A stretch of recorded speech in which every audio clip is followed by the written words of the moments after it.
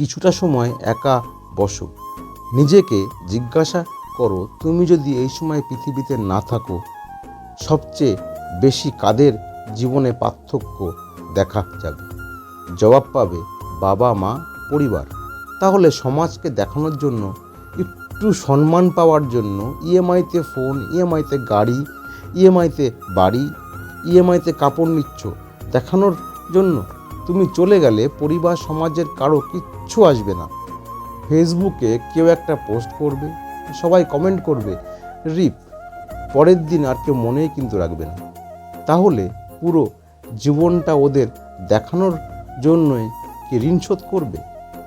আর পরিবারে কেউ ঋণের বোঝা চাপিয়ে দেবে ওদের দেখানোর জন্যই? তুমি না থাকলে ওদের কিচ্ছু হবে না।